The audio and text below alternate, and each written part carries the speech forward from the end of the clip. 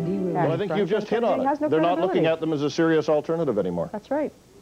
The conference board is now saying that we'd better shape up ecologically in this country, or we're going to lose some of our international markets. Foreigners are becoming more and more critical of some of our ecological policies. Pulp, paper, timber.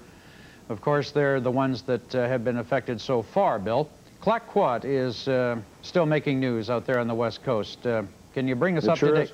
Can you bring us up to date? Well, if you listen to the environmentalists, you'd think this is the last tree left in British Columbia over my shoulder. It's not quite that serious.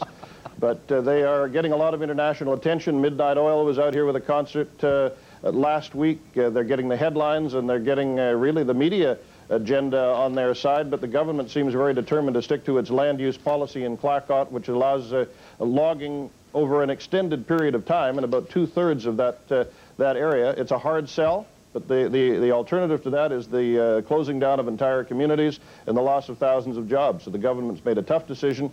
It's met with mixed reaction. My reaction on my program is that about 60% of the people who call support the government on this, so it's not all one-sided and it's not all negative.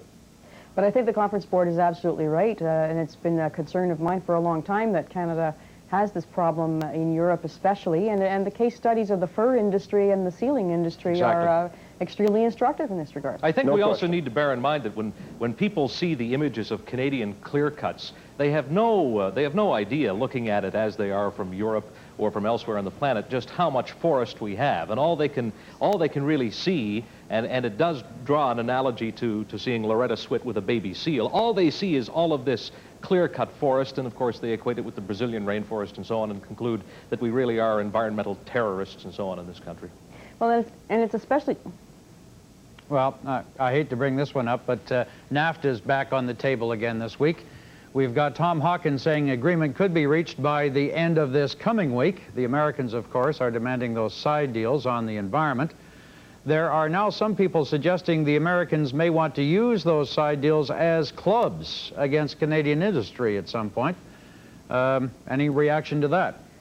I think that's probably true, and it's especially ironic if you remember back to the FTA talks when Canadians like Maud Barlow and company were saying how Canadian environmental policy was going to be subjected to U.S. pressure to be the lowest common denominator. This is exactly the opposite argument, and I think that in any country, and in Canada in this case, is vulnerable on a spot basis. You take one piece of information or one sector, and we aren't perfect on that sector. We might be better than the United States on another one, but in any particular industry where people are looking for a trade advantage and the Americans play hardball, then we are going to get caught with that kind of thing.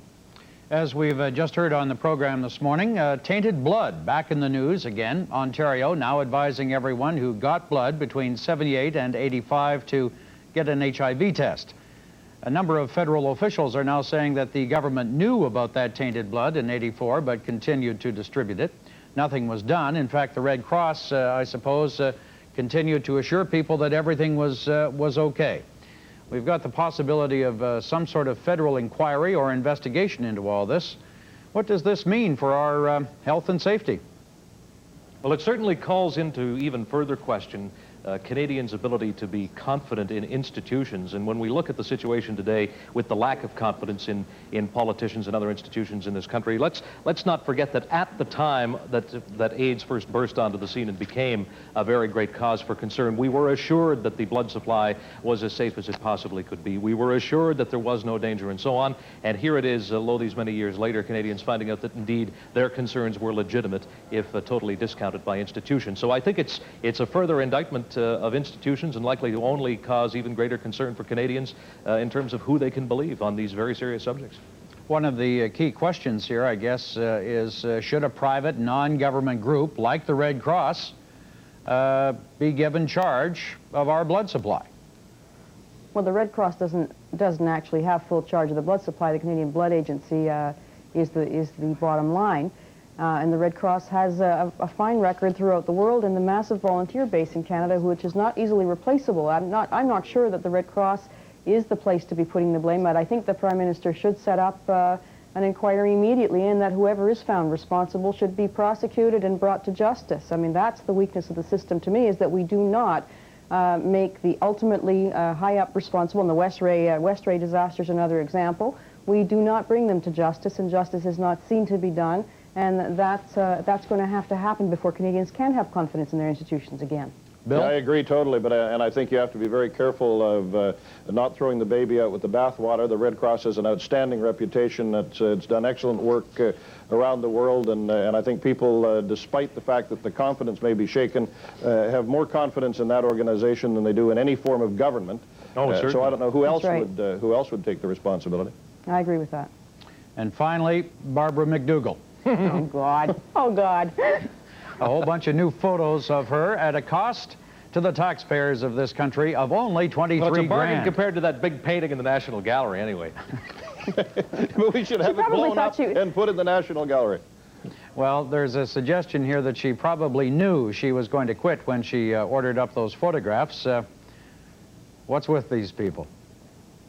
Maybe she thought she was going to be in the running for the leadership when she did it. Who knows? Very nice campaign picture. It's outrageous, and I mean it's so easy. One's almost disinclined to comment. I think the feeling is unanimous about it. I don't know how many subway trips the Prime Minister can take and get her picture taken to undo that kind of imagery. But it's the sort of thing that has offended Canadians and has them just screaming mad and pulling their hair out. Yeah, I think the leadership of this country is going to have to realize just how close to the surface the anger is. And they are just going to have to be really, really careful about symbolic things like that. I mean, that is actually not, when you look at each incident, they're very petty things. But symbolically, they are very charged with defiance of common sense and what people are feeling right now, which is overextended and abused and angry. And they're going to have to take it into account, or